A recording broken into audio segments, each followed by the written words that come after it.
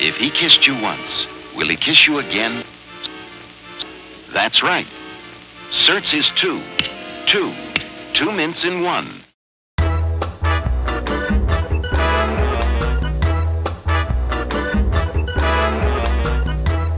Hi everybody, it's Cerebra Sana in Paris. I am making a very short video to update you very briefly on what has happened today. It was a media circus here in Paris because everyone was waiting for the new president, Baby Bilderberg, to come out and announce who he has chosen for his prime minister. So it was supposed to take place, the announcement was supposed to take place this morning. Before noon, he was supposed to get on a plane to go see Madame Merkel in Germany.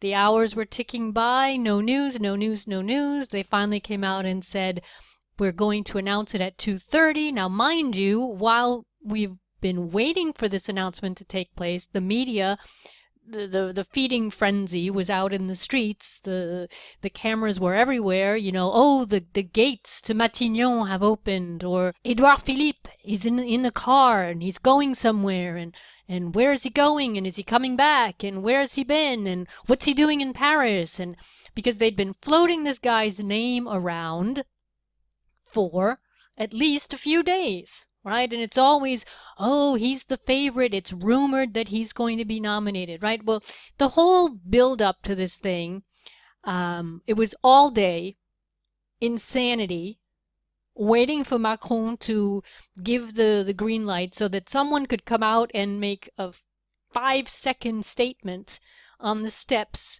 of the palace, which ended up taking place at, I think it was 2:57.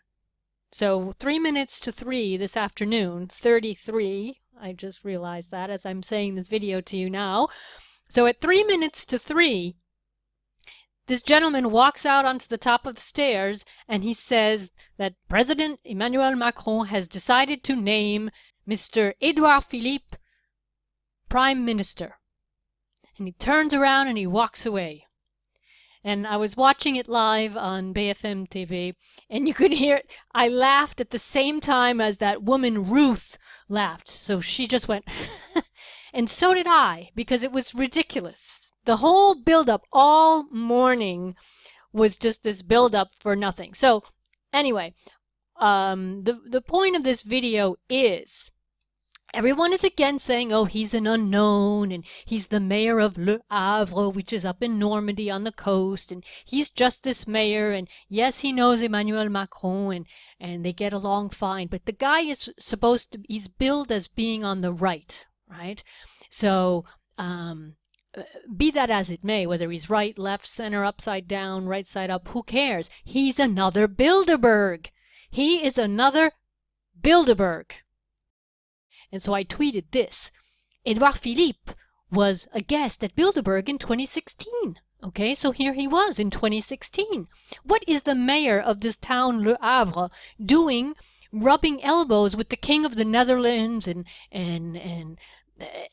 all of these wheeler-dealer insiders? And I tweeted this. President Emmanuel Macron and his prime minister, Edouard Philippe, are two insiders. They're all calling them des inconnus, these unknown people. Yeah, they're unknown because they've been flying under the radar, getting groomed and prepared by the people who run the show behind the scenes, okay, the orchestrators, right? So yesterday was the big transition of power, right? Hollande steps down and Macron steps up, and they shake hands and they pat each other on the back, and then Macron had to go off and do his thing, you know, his first ride down the Champs-Élysées in a jeep of some sort of jeep on steroids, French production. So he does the ride up the Champs-Élysées to the Arc de Triomphe, standing there like Caesar on his chariot, right? And then he gets up there, and then he turns around for the ride back down the Champs-Élysées. He's riding in a little French car. Well, it's not really little. It was a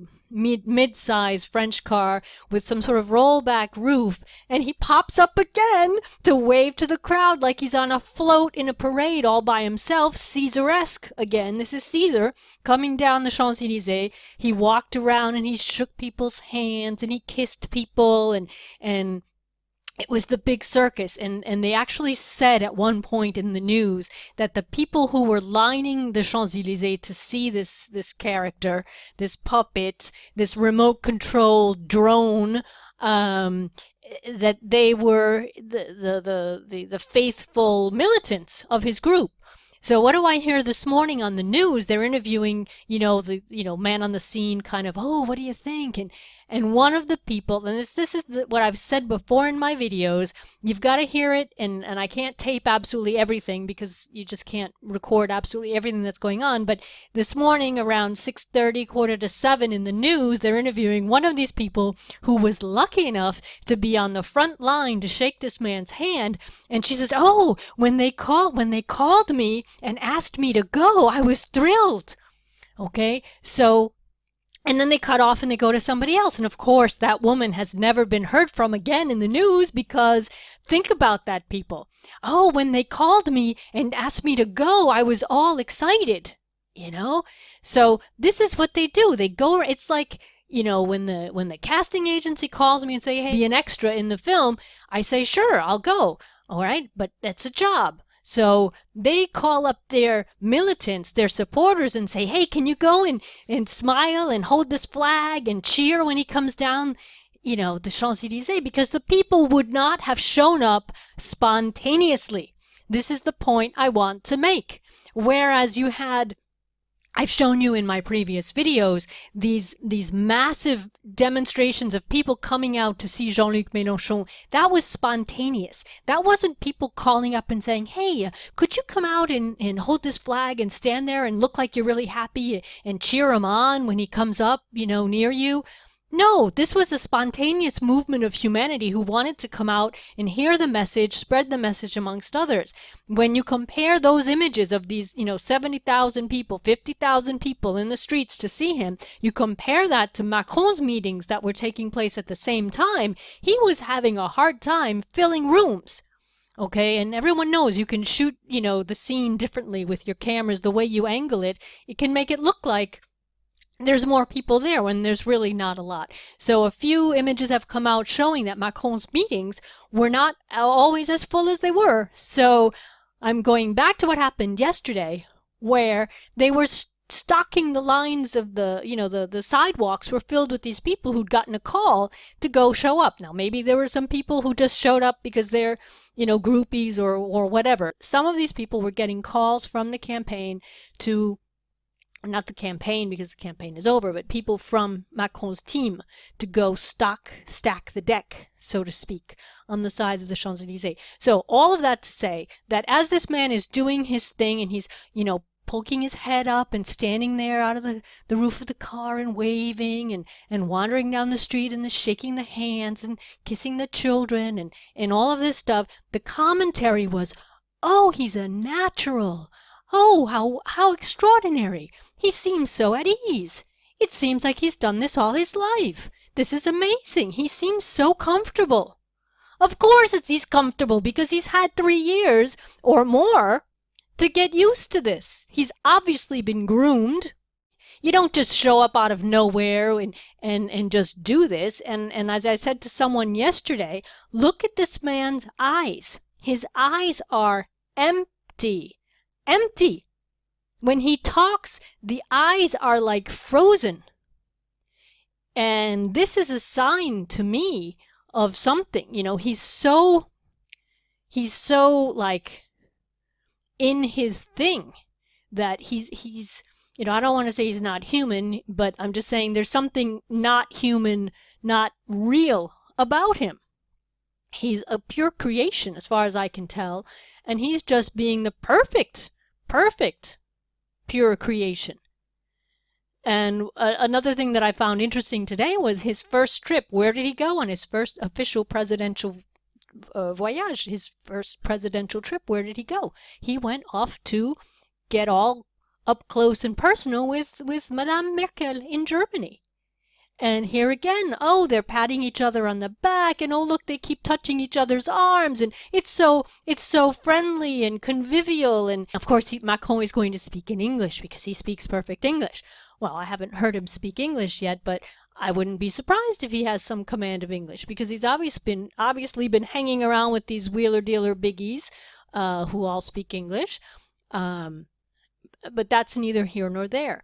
What I wanted to just point out in this little, rant of mine this evening is that we now have two quote-unquote unknowns who are actually two insiders that have both attended Bilderberg and who are now in charge for the moment of our government in France. Now, tomorrow, the Prime Minister is supposed to come out and announce who his government is going to be made up of, because they nominate all of their cabinet ministers, all the ministers of this department, and the minister of this and the minister of that. He has to, take out a big hat and pull out these names from it, and we're going to figure out who these people, we will know who these people are tomorrow. That being said, we do have these legislative elections that are coming up in June. Again, we have a first round on the 11th, and the second round, the runoff election, is on the 18th of June. Now, this is still our big chance to have a say in what is going to be happening to France, in France, at least for the next 5 years. Because if we can get a majority into the General Assembly that is not representing the president with, his movement thing. They've changed the name of his party. It was En Marche. And now the day after he got elected, no, we're going to call it La République En Marche. Okay? There, so he's changed the name already of something that barely even existed. And then you bring in this prime minister who is supposed to be from the conservative party, les Républicains. He's supposed to be from them, all right? It's kind of like, so far for the moment, it's a let's blur the lines strategy, where they're trying to say, oh, this is unprecedented. President Macron has nominated a conservative prime minister, whereas technically he's supposed to be left-leaning or whatever. No, but nobody knows what the hell this guy is or what he represents. He has blurred all the lines, and now it's revolutionary. Oh, this is unprecedented. This is amazing. It's about what France needs, and it's not about partisanism and, oh, the left or the right. It's all the same now. We just want what's good for France. Well, it's blurring the lines, and when you put this in the bigger context of Bilderberg, what does Bilderberg want? They want one world government. They want everybody run by a little group of people, and whoever they are, it really doesn't matter where they come from. They're just the people who run the game. I'm getting the feeling that France is like the test tube. We're in the test tube, and they're trying this let's blur the line strategy, because right after the election, all last week, every day it was like the left was splintering off into these subgroups. We had the mayor of Paris creating her own little subgroup, and we're going to be called the whatevers. I didn't remember it because I just can't hold all of that BS in my head at the same time. And then you had another group within the left saying, oh, and we're going to be called the these things. And I was just watching this, like, talk about a three-ring circus. Kids in tree houses changing the names of their little clubs as if it really even matters. All right? So tonight I have to sit here so I can tell you guys what's happening. I have to sit here and watch these puppets on these television sets repeating the same shit all day, all night, trying to make us believe that this is good for France. They represent something new and fresh, are the terms coming out. That Macron and Edouard Philippe represent something new and fresh for France. And as I tweeted earlier, yeah, nice slogan, nice pitch that they brainstormed at Bilderberg, right? They're not fresh and new. They're just young people who are already rotten to the core. Macron is 39 years old. In 2005, 6, 7, he was already with the Rothschilds, making millions, doing mergers and acquisitions. All right, a 20-something wielding that kind of power. You're not just a regular, fresh kind of guy. You're a power banker. You've got the taste for greed. You've got the taste for power, the drive for power. Okay, or I'm not even sure he has the drive for power, actually. Let me correct myself. I'm not sure he himself has the drive, but he was spotted, as I mentioned in my last video.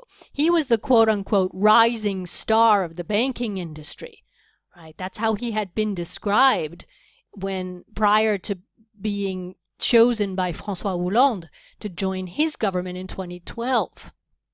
So this guy, for whatever reason, whether he's remote controlled, whether he was a monarch, specimen, I don't really know, but I don't like this emptiness in his eyes. I don't like how he reads his speeches. I don't like anything about this guy. I don't like anything about what he's trying to pull off. Right, which is play the role that he's obviously been cast in. And so far, we have to admit, he's doing a wonderful job playing the role he's been cast in. All right, but I'm not buying it, and I certainly don't want France to buy it. So if anybody is listening to me who has the ability to vote on June 11th for the first round, will you please, please, please, please do your best to get La France Insoumise into the Senate's seats. We need to fill the General Assembly with the people who are on our side. There's no two ways about it. And tell your friends, convince your friends that this is what we need. Otherwise, we are literally saying, okay, to be run by Bilderberg. I mean, how much more obvious does this need to get for people to wake up? Okay? People, we've got to wake up. These individuals are not out for our best interests. This should be clearer than day now. So, that's all I had to say, guys. End of my rant. Cerebra Sana, signing off from Paris. Bye, everybody.